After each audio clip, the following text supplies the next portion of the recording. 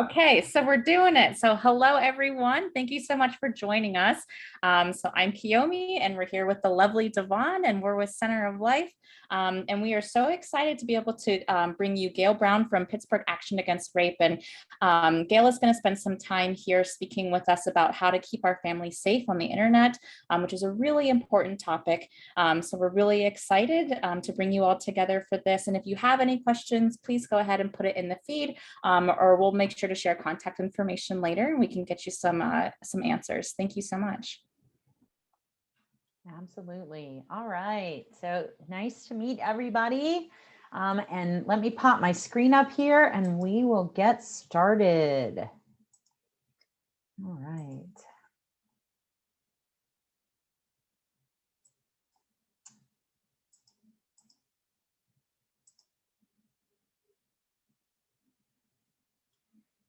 All right.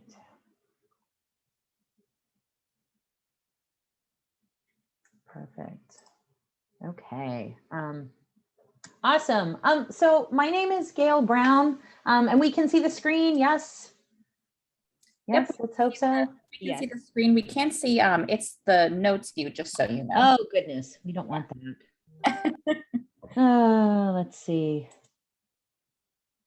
What view do we want here?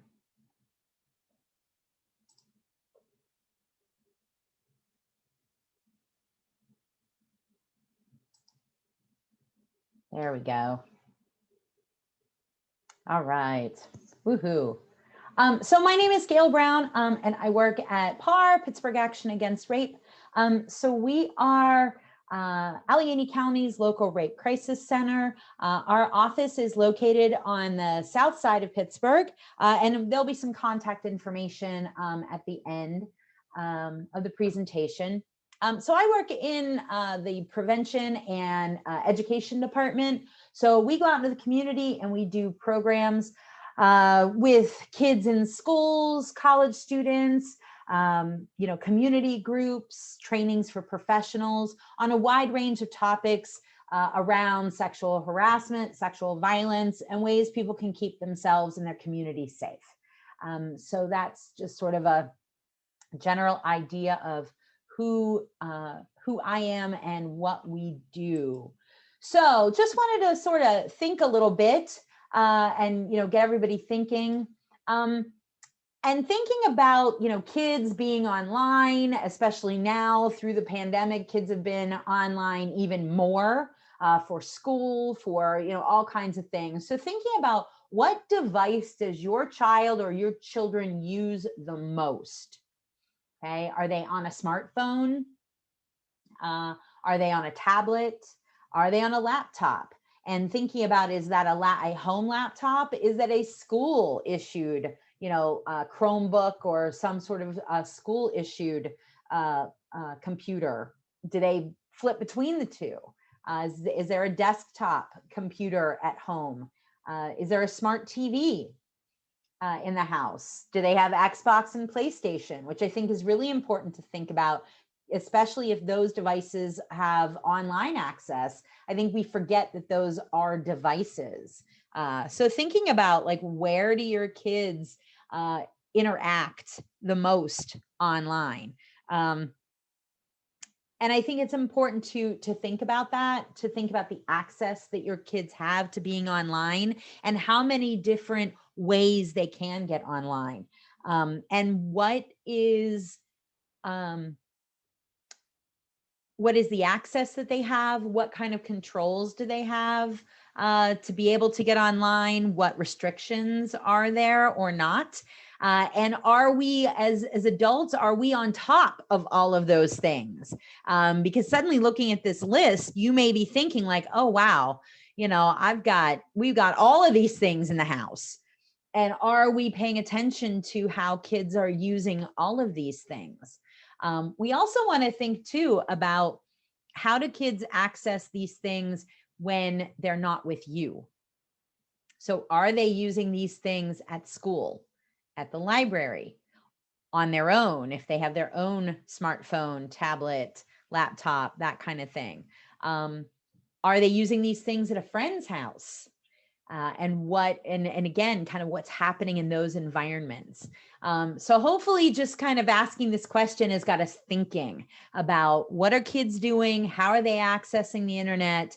And how do they do those things? And that there's a lot that we need to be on top of that I think is really, really important. Yes. Kiyomi, absolutely. It's really, really important to think about those access points, and thinking about all of them, right? You may be on top of it at home, but what happens when they go to a friend's house? Okay. Or, you may think that, oh, it's the school computer, so I don't have to worry about it. Okay. But we should still know what's going on there. A teenager with their own phone, we still need to know what's going on there. So it's really important, I think, to really start thinking about how kids get online. So, communication is key in talking to kids about things. I think we do it pretty well when kids are younger, right? When kids first start getting online and they do those internet safety things, we talk about netiquette, about using our manners online, that we are polite to people in person, but we also need to be polite online. Thinking about passwords and how do we handle pop-up situations, that we're not clicking on everything under the sun. Thinking about cyberbullying. So, how are we treating other people when we're online? How do we handle when they see things that are inappropriate online? And are we encouraging them to tell us about, things that they might see by accident, things that might pop up, and how do we handle those things? And that we're not trusting everyone we meet online, and really defining what is a friend. I think it's easy to think about a friend in person. It's harder when we get online, and that, somebody that they might be playing a game with online, they might think of as a friend. But is that really a friend? Is that somebody that they know in real life, that they know in person? And helping them to define what a friend is. But I think we forget sometimes that as kids get older, we still need to have these same conversations. It's just that the way we talk about it sort of changes, right? So now we're not just talking about being polite, but we're thinking about really digital citizenship. How are we making sure that, we're treating people well online? Issues come up. Kids talk all the time about playing video games online and how much homophobic language, how much racist language is used, and, talking about those things with kids. And is that appropriate? What do we post online about ourselves, and the difference between personal and private? Kids have a real different idea nowadays about what's okay to post online and what's not. And so really having to talk about those differences. Because a lot of times kids just don't think that who's going to be interested in a 13-year-old kid who lives in the Pittsburgh area. You'd be surprised who's interested in that 13-year-old who's, lives in Pittsburgh. What does online harassment look like, and as well as sexual harassment? Talking about issues related to sexting and exposing and sharing those nudes online, and meeting offline. If we haven't defined what a friend is, and suddenly we're talking to people online, and we may feel like we really know them well, and now we're in that position to feel older and feel like, oh, I want to meet this person in real life. And what does that look like? Is that safe? So I think it's always that continuing the conversation.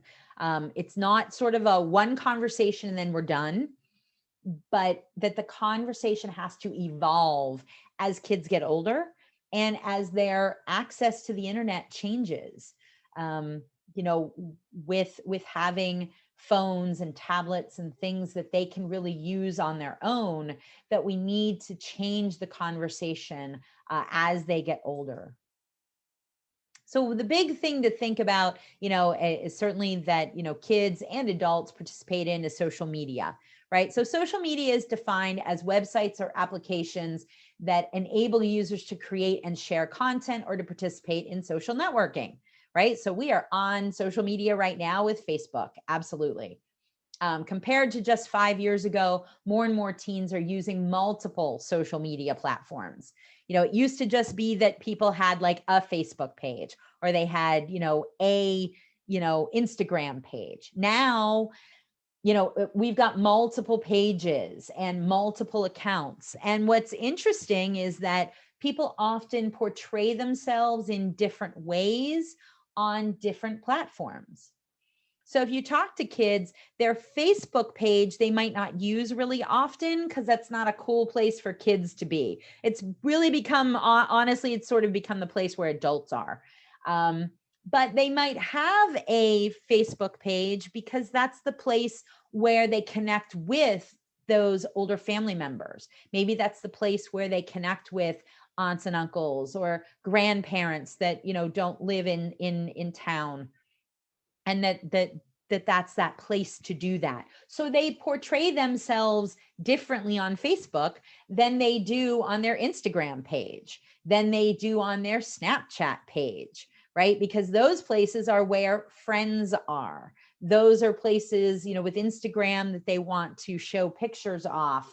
And so they're showing themselves in different ways. So I think it's really important to have an idea and a handle on how many different social media platforms are kids on and how are they portraying themselves on there? Like, who is the audience they're trying to impress, and who are they trying to put information out to?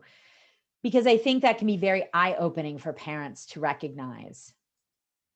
So certainly I think when we think of social media, we often think of sort of these big six, right? We think about Facebook, we think about, all the things on Google, YouTube, Twitter, Snapchat, and Instagram. These are sort of like the big six that I think everybody's sort of familiar with, and thinks about people interacting on. Either people have pages and they post things about themselves, they connect with other people, or they're looking at other people's content that they are posting, and that kind of thing. So it's a way to connect with friends. It's a way to post your own original content. It's also a way to follow famous people, other things like that. Absolutely. But I think it's important to recognize that there are lots of other social media platforms out there that you may not be familiar with, but your kids may be familiar with. And so I think it's helpful to sort of to see some other formats, other platforms that are out there, and to be familiar with them a little bit, and maybe see if your kids have heard of these. I would bet that you might not know what some of these are, but I bet kids know what some of these are. So I'm going to pop up some parts of some logos, and we're going to see if folks can guess what some of these are and see if we've heard of any of these as social media platforms. Oh, there we go. All right. So does anybody know what any of these are? Have we heard of any of these? If you want to pop them up in chat or unmute and shout them out if we've heard of any of these three.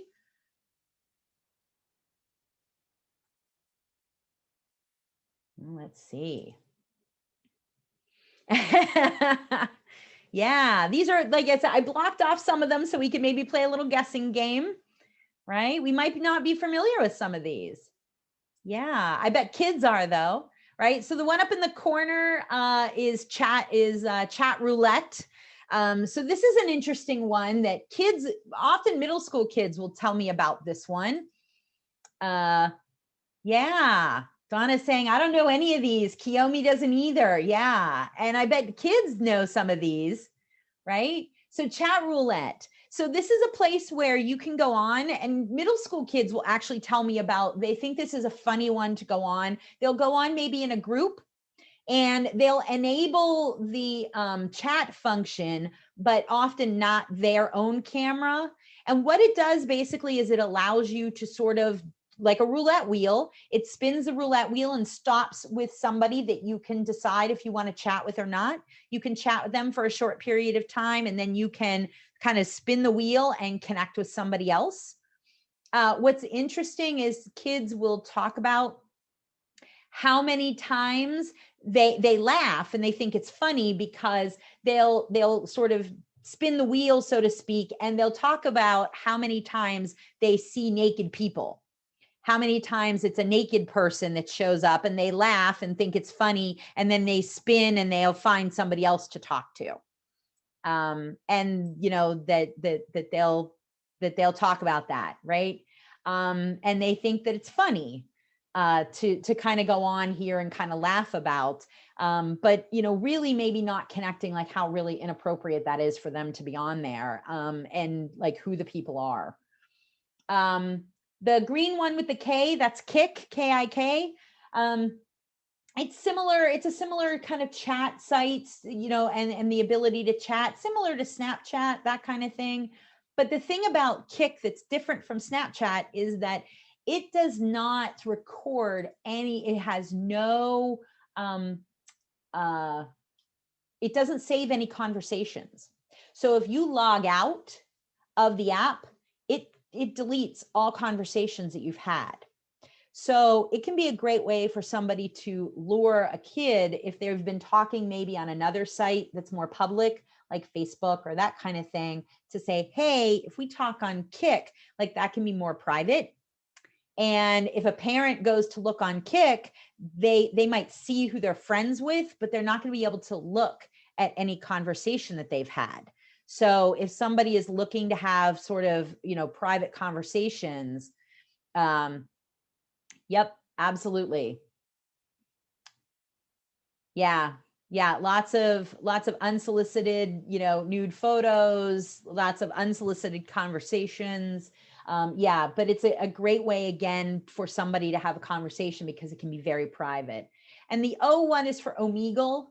And again, that's another chat site where you can randomly chat with people, meet people, talk to people. And again, just sort of that very random kind of way. And again, kind of kids can find these sites, and it can feel sort of fun. It can feel a little daring, you know, and has that sort of risque feel, that anonymous feel to it, that, you know, rather than just talking to your friends. So let's see what else we've got. So we've got these two. These two are kind of new to the social media world. I'm sure we've heard of these.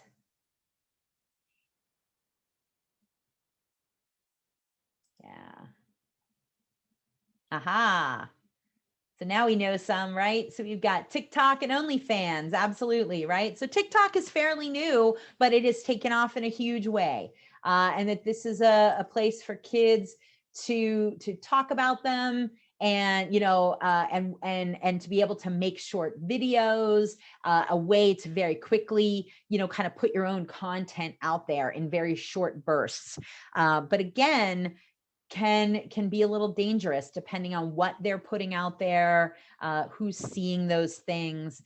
OnlyFans is a place where people can post their own content and be able to monetize, to make money from it. OnlyFans does require you to be 18 to be able to post content, but that doesn't mean that you have to be over 18 to look at content. And that there are some things, most people will post some things for free, with the encouragement that you can see more if you pay. So, you know, again, you know, depending on if somebody has access to a credit card, can they pay to see more things?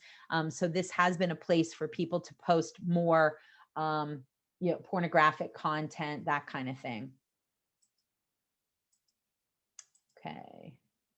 We've got our two up here. I'm sure these are quite familiar with PlayStation and Xbox. Absolutely. The thing about these that we want to pay attention to is that I think a lot of times we think, oh, it's just video games, right? It's just kids playing video games. But if they are playing them live, if they are playing them online, they have the ability to talk to people. If they've got a headset or they're using a microphone, they can talk to people they're playing games with. They can type chat to people. And so recognizing, who are they playing games with? Who are they talking to? It may not just be kids from school. It may not just be their friends.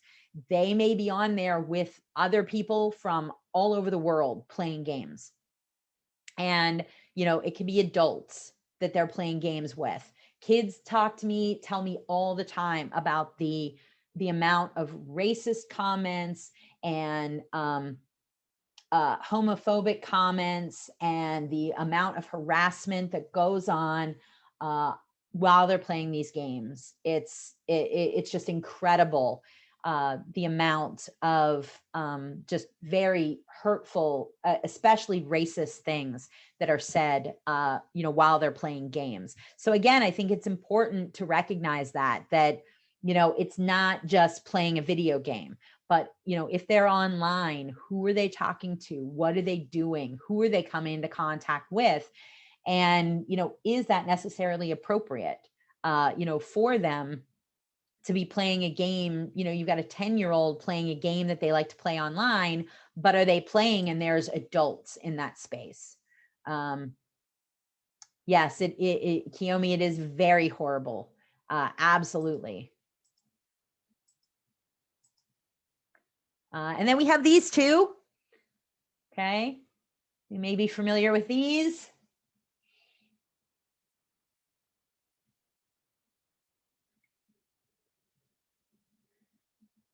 We don't like to think about kids being able to see porn online, but it's certainly there. So Pornhub and Chatterbait. Chatterbait is similar to OnlyFans in the sense that people are posting content. However, this is live. And so again, people can watch people participating in sexual behaviors, and they can pay in tokens. So what happens is like you can go on there and you can purchase tokens and you can give people tokens. Basically you're giving them money, and oftentimes the more money you give people, the more things that they will be willing to do.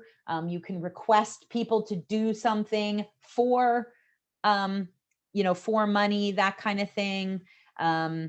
Yeah. So, it's basically people watching porn and, live and people paying to see. Pornhub again is, people posting videos. Some of them are professional videos, but there is a whole genre of amateur videos and people being encouraged to post amateur videos. And that there have been some underage videos that have been posted on Pornhub in that amateur category. So, are kids posting, sexual videos, or are they watching and, accessing and watching? Because Pornhub is free, and, there is no age check or anything like that. So, people can go on there and watch, and being able to look at those things. Yeah, absolutely. Right. Yes. Talking about revenge porn, and thinking that it's okay, it's safe and it's okay to do these things. Sometimes feeling like it's part of being in a relationship. I've had kids say things like, nudes are sort of, sort of part of being in a relationship, and it's just sort of what's expected in a relationship. And so is somebody sort of pushing that envelope to get them to participate in videos. These two are sort of new to the social media world, but these are gamer focused: Twitch and Discord. Discord started as a place for gamers to talk to one another about different kinds of games, but it has morphed into people creating chat rooms about anything. The thing with Discord is that it's not an open space for anybody to go to. The only way you can get into somebody's chat room is if you have an invitation. So this is a way to keep out adults, a way to keep out parents. If I create a Discord room, then I can just send that invite to the people that I want to invite. And you as a parent can't get in there and see what's going on if you don't have the invite. Twitch is a place where kids post content. They're basically playing video games for other people to watch and often pay them. So this can be a way for kids to make money that are good at playing video games and that kind of thing. Other kids watching and paying, other people watching and paying them. But again, who are they talking to? Who are they coming into contact with? Is that appropriate? So this, again, can be a way for, people to kind of shut out adults and to do things under the radar that adults may not be familiar with. And then certainly Zoom is our newest one to the group, has exploded during the pandemic. And we often think about Zoom as being like a workplace thing to do meetings and things like this. But it can be, again, another place to let's create a Zoom party. And, again, people can't get into it unless they have an invite. And, again, is this a place where, because I've got my camera up, are kids, what are kids doing? Are they, are they taking off clothing? Are they, doing other things for the camera? Do you have kids who are, drinking alcohol, using drugs? Are they, what are they doing in that space in front of the camera, and sharing with each other? And again, who's in that space? Who created the room? Is it an adult? And sort of what's going on. So, we think about our big six and we think we know about social media, but I think it's important to recognize that there are plenty of other social media sites that kids can be on and doing things that, are under the radar of adults that adults can't access, that adults can't get into. So what's the scope of the problem or the scope of the issue to think about? 95% of teens report that they have a smartphone or access to one. So most kids have got some access to getting online through their own smartphone. 45% of teens report that they are online on a near constant basis. Okay, so this is rarely are kids offline. And so if they are online all the time, who are they coming into contact with and what are they doing in all of this time being online? And that a survey of over 600 teens indicated that nearly all of them shared their real name and photos of themselves, and that most shared their school name, their birth date, and the city or town where they live. So there's that important part about sharing, talking about the difference between personal and private. And, if they're sharing online, who are they sharing with? What are they sharing? Why is it important not to share these things? It's interesting, when you talk to little kids will say, oh, I know not to share my real name or to share these kind of things. But as kids get older and they're changing the social media platforms that they're using, suddenly I feel like I know these people. And on Snapchat, everybody shares pictures. And, well, I'm just sharing them with my friends. Well, what is a friend? And, needing to have those conversations so that kids recognize that their information needs to be protected, that they need to pay attention to who they're sharing things with, that information is not just information, but it's really giving somebody access to them. And do they really want everybody to have access to them? see. Yes, absolutely.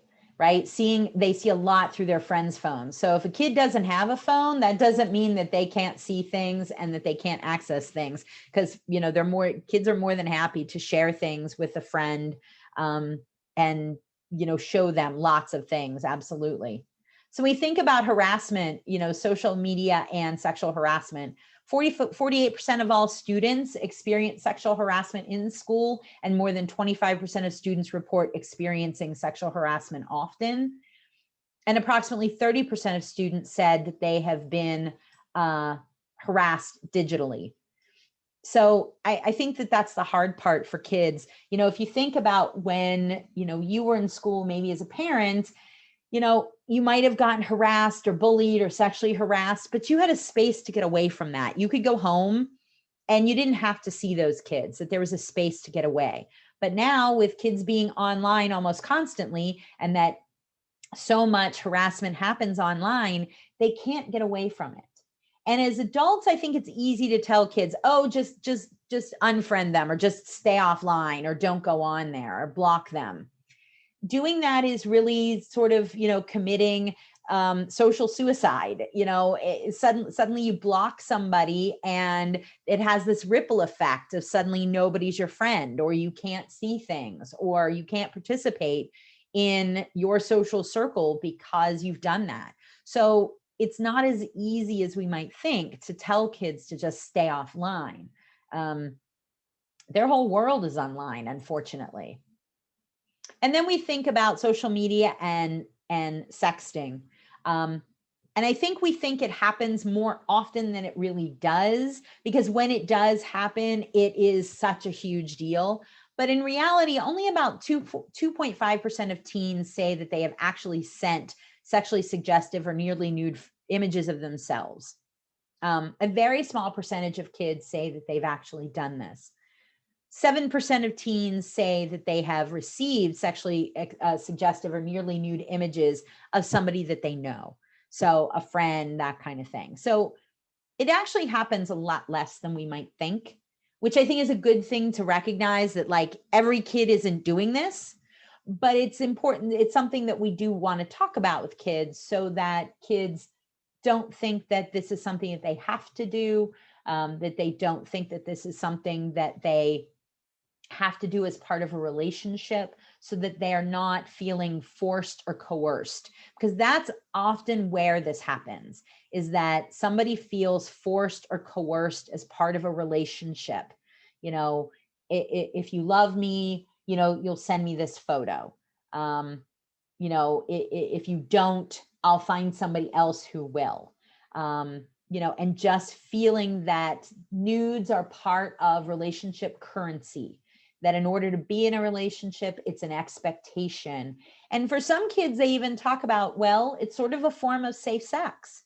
If we're just exchanging nude photos, I'm not taking the chance of getting a sexually transmitted infection or pregnancy or anything like that. So it's kind of a safe way to participate in sex. They're not wrong.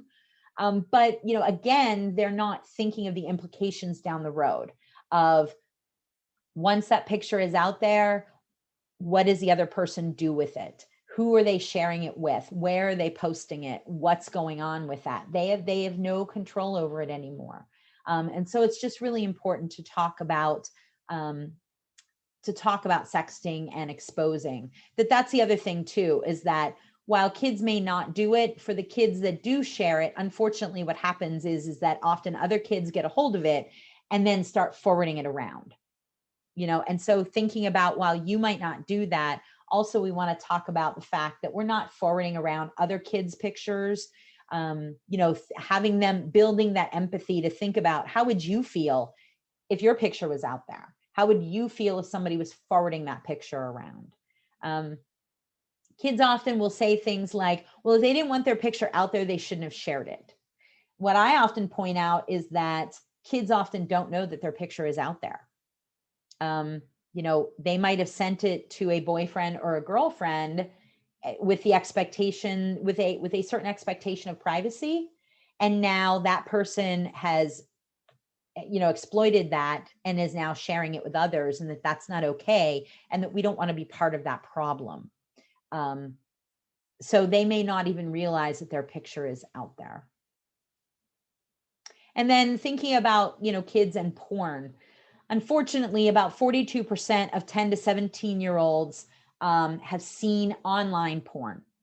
66% of them say that it was accidental or unwanted exposure, meaning that they didn't go looking for it. It popped up, right? It popped up while they were searching for something else, or they clicked on something in an email, thinking it was a real email, and it took them to a porn site. Something popped up that they were not expecting. And unfortunately, most teens have seen images of some sort of criminal sexual activity, such as child pornography or sexual violence, before the age of 18. So, that while it's uncomfortable to think about and an uncomfortable conversation to have, it's an important conversation to have with kids. Yes, there are lots of things online that are not appropriate for kids. And, while they may be curious, and that's pretty normal and pretty common for kids to be curious about the human body and be curious about sex, that it's really not appropriate for kids to be looking at these things and to really have conversations, about access to these things, and, why it's really not appropriate for children. And, if they do accidentally kind of come across these things, to let you know about it, not to get them in trouble, but just to let as a parent, as an adult, so that you can talk about it with them, so that you can, address their safety. All right. So, we can paint the internet as being bad, but there are pros to social media. There are pros to the internet. What are some good things? What are some good reasons why we use the internet? Like, what are the good sides?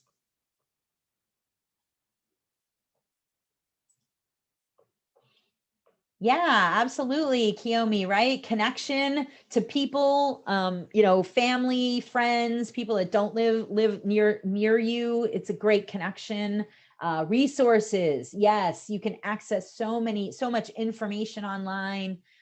Connecting with family is super awesome. Education, right? That's a great resource. Kids doing homework, to adults, being able to go on there and be like, oh my goodness, how do I fix this? And you can find a YouTube video for just about anything, and, fix something, to do something. So there are a lot of pros to the internet and to social media. We've hit a lot of them, but that we want to remember that it's not all bad. But that there are cons that we need to think about, right? That there is harassment and bullying, rumor spreading, that lack of in-person contact. And I think the pandemic has really showed us the importance of that being online is great sometimes, but we need to have in-person contact so that we can actually talk to people, have interactions, have social interactions with each other, is hugely important.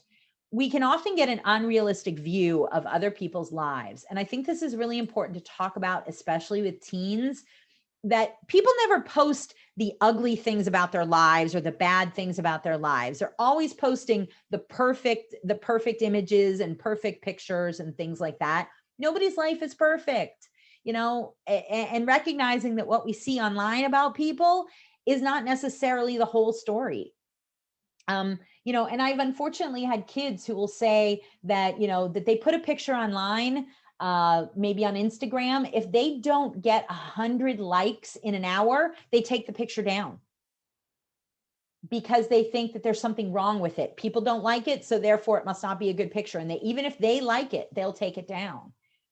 And that's that keeping that idea of unrealistic views of, life and perfection. A lot of peer pressure can happen online for kids and adults too. And, talking about those kind of things with kids is really important. And then just general drama. And that happens because online, you can't see people's faces. You can't see body language. We're trying to read emotions through emojis, and that's hard to do. And so you think you're being clear about something, and in reality, you're not. And it gets misread, misinterpreted, and then that just fuels drama and fuels all kinds of things going on, misunderstandings and all kinds of drama. And then those things, unfortunately, then can bleed out into real life. And suddenly, kids are at school, and the drama that started online now, is bleeding into a school environment. And then we see fights, we see people, not being friends, we see relationships breaking up. So really, needing to kind of, give a dose of reality to kids around online, and recognizing that online is not real life. We're going to skip through that. So, one of the biggest things to think about with kids is thinking about, that online harassment, and looking for some red flags or signs, because a lot of times, the peer pressure, the drama, things that may be happening or being shared, pictures, that kind of thing, adults may not be aware of, and that they're sliding under the radar. And so needing to pay attention to red flags that kids may be putting out there. So do you notice your child unexpectedly stops using their computer or phone? This is something they use all the time, and now all of a sudden they're very disinterested. Do they seem abnormally withdrawn from their usual friends and family members? They're not, wanting to participate in family activities, coming to sit down to dinner. They don't want to talk to you about what's going on. They're pulling away from typical friends or activities. They're anxious about school and various activities. They don't want to go to school. They don't want to ride the bus. They're suddenly dropping out of an activity that they've really enjoyed. They don't want to participate in different activities. They're just avoiding any kind of discussion about what they're doing online, on their computer, tablet, phone. They don't want to talk about it. They, don't want to do those things. Are they hiding? They're hiding their screen. They don't want you to see what they're doing, or they're sneaking to use technology at odd times.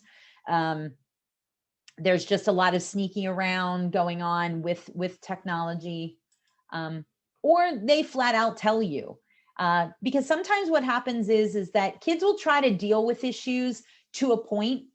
Unfortunately, they often wait a little too long to tell adults. And now it's really kind of gotten out of hand, and they'll come and tell you when it's gotten to that place. We want to encourage kids to tell us sooner rather than later. Because if they're telling us sooner, then as adults, we can hopefully step in and maybe help them figure out how to handle it. But oftentimes they wait a little too long to tell us, and we are maybe not picking up on some of these red flags. And then by the time we find out about it, it has sort of exploded in a way that we're like, oh my gosh, if I'd known about this earlier, like I could have said something or done something, right? So it's thinking about like, what can adults do to really kind of prevent that online abuse and that online harassment? I think a lot of times as adults, we hope and we think that I can put all the parental controls in place, and I can use different kind of like net nanny kind of programs, and I'll be able to follow my kids online, and I'll know everything. Unfortunately, technology can't catch everything. So the biggest thing to do is to communicate. You got to talk to your kids. You've got to talk to them about being online and what they're doing. Connecting with kids, right? Having just general conversations. If you sit down and you're trying to sort of like, let's talk about internet safety, they're going to tune you out. But if we're sitting down and we're like seeing them on their phone or on their tablet or on the computer, like just have a conversation. Like, what's your favorite app on your phone? They might not have an app that you've never heard of. So great. This is an opportunity for them to tell you about it and teach you about it. What kinds of pictures do you like to post? and, taking, having them tell you and letting them show you things of what they like to post. Who do you talk to when you play games online? What's your favorite game? What are you good at? You might have to get on there and be terrible at playing a video game with your child. That's okay, right? Get on there, experience what it's like to play a game online. Do those things. Who's your favorite YouTuber, right? Who's your favorite person on there? Have them show you those videos. You might be interested or, to see who they like to watch and what kinds of things they like to do. This is how you have conversations with kids, because this will tell you a lot more than just sitting down trying to talk about internet safety, because they're going to tune that out because they immediately think, I know more than you. So you're not going to teach me anything. We want to make sure as adults that we are modeling acceptable behavior. It's hard to talk to kids about doing things online if you're doing things that are inappropriate online. So, we want to make sure that we're, kind of checking our own behavior. How do you talk online? Are you a drama llama? Are you spreading rumors about friends and that kind of thing? Do you, what kind of pictures do you post? Really helping children to set appropriate boundaries online, and talking about the pictures that they post online. What is acceptable, what's not? Why is that? Asking them, okay, so would you post this kind of picture online? What makes it okay or not okay? Do you have friends that post pictures like that online? And helping them figure out what's okay. Believing children who disclose to you. I think sometimes as adults, kids tell us about things, and sometimes we can get caught thinking like, this is just teenage drama. This is not that serious and not that big of a deal. Remember that their world is online. And if they think it's a big enough deal to come and tell you about it, it's a big deal. And it's a big deal in their world. It is so important, right? We might look at it and we might think like, this is so not a big deal. But remember what it was like when you were 13. Okay. And that those comments, those things that people said were devastating. And now they're being put there online. How devastating is that? So it is the end of the world when you're 13. So we want to make sure that we believe them. And that we validate the child for telling, a lot of, thanking them for telling us, and as well as not jumping to immediately being like, okay, you told me this, and now we're going to limit how much you're online. We're going to, block all these friends. We're going to, no, you can't go on this website anymore. Because what kids say is that the reason I don't tell an adult about this is because even if I did nothing wrong, my parents' response makes me feel like I'm the one in trouble, because now I get my screen time limited. I get, stuff taken away from me, but I didn't do anything wrong. Right? Absolutely. Yes. If we don't believe them, it discourages them from telling us things in the future. Absolutely, Kiyomi. Be careful when we tell kids not to be a tattletale, because basically you're encouraging kids not to tell you things. Everything doesn't necessarily require a response. We might say, thank you for telling me, but we want to encourage that. Absolutely. We want to help them explore productive ways to resolve the issue. Just because they tell you something doesn't necessarily mean they want you to jump in and fix it. Right? So we might, if it's something low level, like an argument between them and a friend, we might help them figure out, okay, how can you address this with a friend? Maybe this is a misunderstanding online, and maybe this is something that you need to actually face-to-face ask the person, and kind of iron it out face-to-face instead of trying to do it online. And we might be able to sort this out quickly. But helping them figure out productive ways to resolve the issue themselves, rather than maybe jumping in right away, so that they can sort of figure out, like, how do we navigate those situations? We always want to promote positive digital citizenship, right? So, thinking about how are they talking to people online? Are they spreading rumors? Like, how can they be more positive online instead of, feeding into the negativity? And empower them to assert their boundaries, letting kids know that they don't have to do things that they feel uncomfortable with, that it's okay to have those boundaries. It's okay to say no to things. It's okay to block somebody, and helping them to do those things. We want to be able to be there. So, just thinking about kind of a quick scenario that we might be in and how, what would we say? How would we address this, right? So your child is searching for information online for a school project. They click on a link and it turns out to be a porn site. Your child tries closing it, but a new page pops up. And each time they try closing it, a new page pops up. And after a few minutes, your child comes and tells you what happened, right? So how are we handling this? How are we handling this? What might we say in this moment?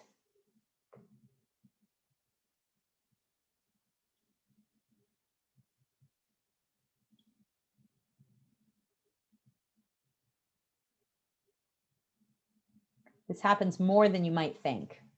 There are lots of search things that people put in and suddenly, end up on a site that they didn't mean to.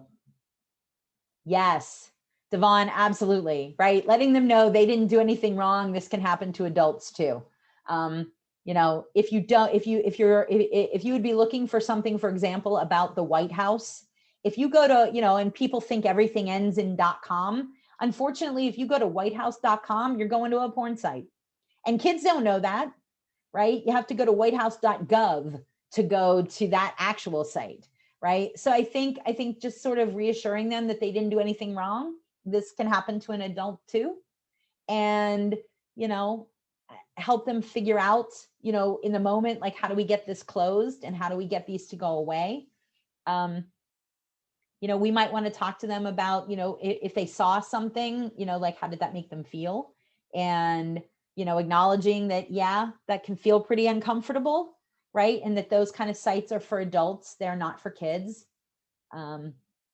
Yep, absolutely. After the fact, it might be then kind of taking a peek at what are the parental controls? What kinds of things are there to kind of protect kids without making them feel like this is their fault is a really, really important thing. Absolutely. Because this is one where suddenly we could like, oh my gosh, what are you looking at? You shouldn't be looking at that. And we start yelling and screaming. And then that kid's like, never mind, I'll figure it out on my own next time, right? We want to make kids feel empowered to come and talk to you. Absolutely. All right.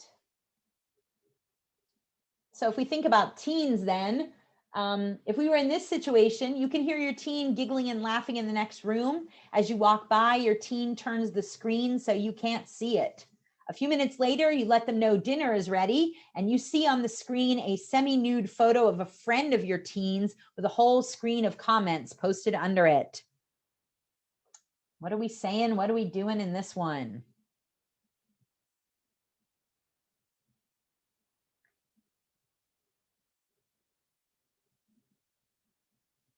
And this again can happen far more often than we might think.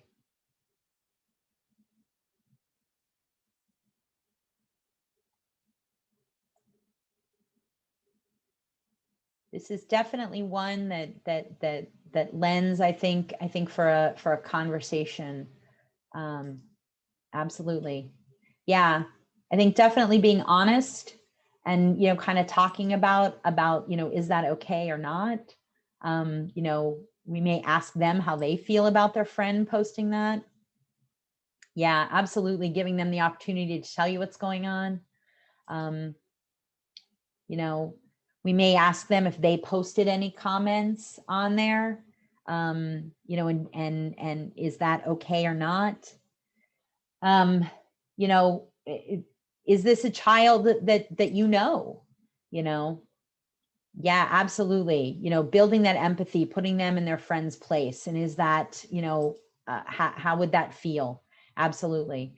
This might be one too to think about, if you know if you know the child in the picture, as a parent, would you want to tell that teenager's parent about what's going on? If you know that teen well enough, do you feel like you could talk to them about it? So there are a lot of kind of layers here, thinking about what's going on and really having some of those conversations. But I think it's a really important one to really ask your child, how do they feel about that picture? Would they post a picture like that?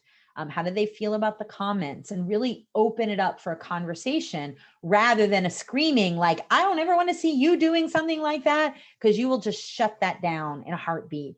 And then the next time, they're not going to tell you, right? They're going to be way more careful about making sure that, parent doesn't see what's on my screen, and being real careful to make sure that you don't know what they post on their, pages.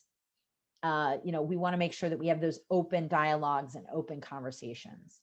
So certainly with online privacy, we always want to make sure that we're taking a look at that, recognizing different sites have different privacy settings. And unfortunately, you need to look at all of them.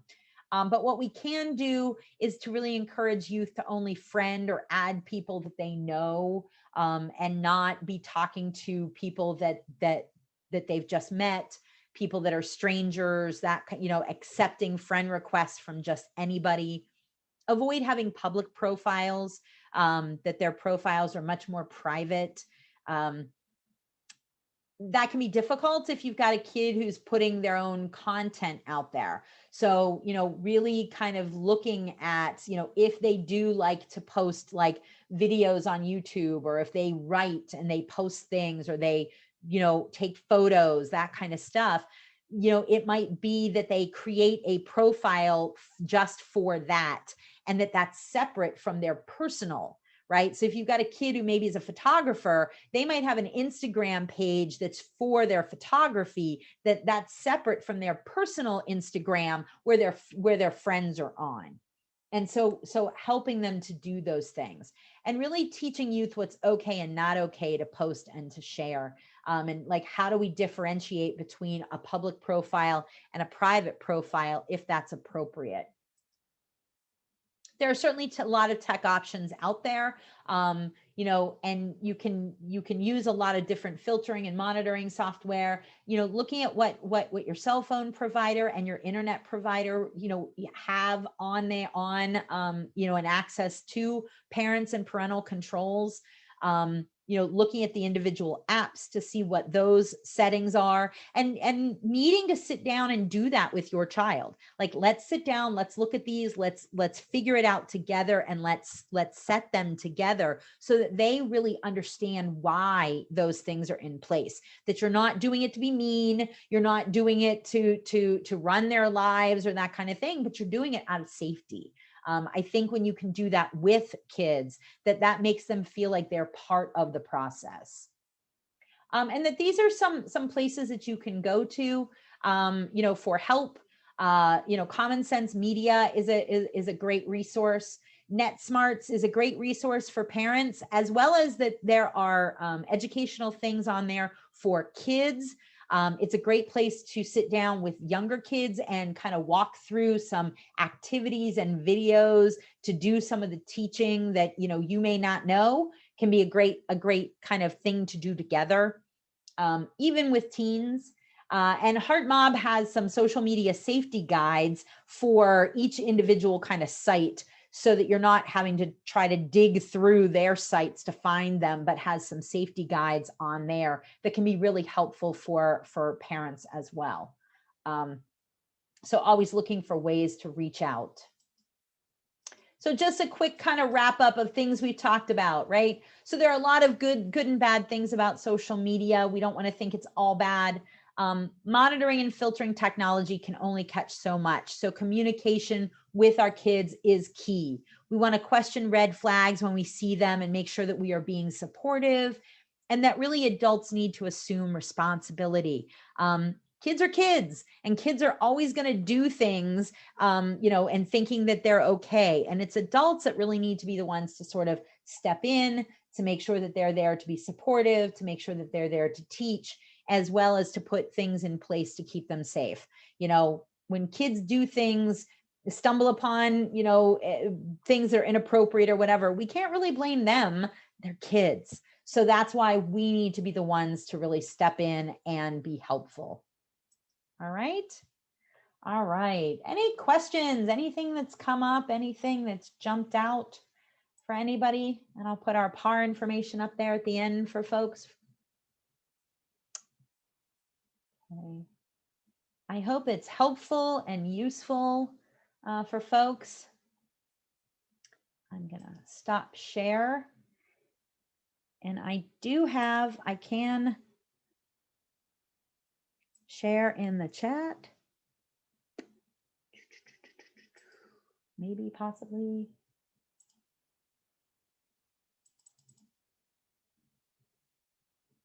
Aha. There we go. So that's a PDF copy of the PowerPoint. So if anybody would like access to that, you certainly can have access to that. Absolutely, for yourself. Thank you so much, Gail. We will make sure to share that out to everybody who registered, and then we can also share that out to anybody interested who's watching at home on Facebook. Does anybody else have any last comments or questions before we wrap up for the evening? Just would like to say thank you for the information and coming on and presenting. Yeah, you're welcome. No problem. Always happy to put some information out there, get everybody kind of thinking.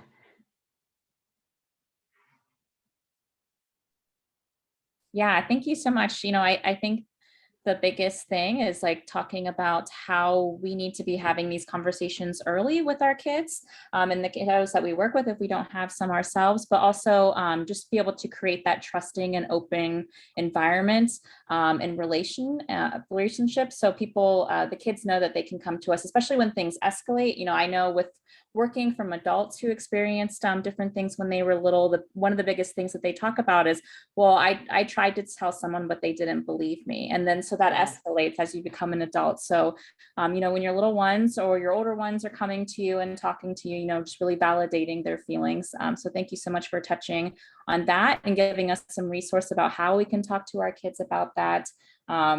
Yeah, we got some fans in the chat. So thank you so much for joining us. We'll make sure to share your contact information again in case anybody that's watching at home has some questions they'd like to personally reach out about. Absolutely. Absolutely. Okay, if nobody else has any questions, we'll go ahead and end for the evening. Thank you so much, Gail. All right. Thank you. Thank you.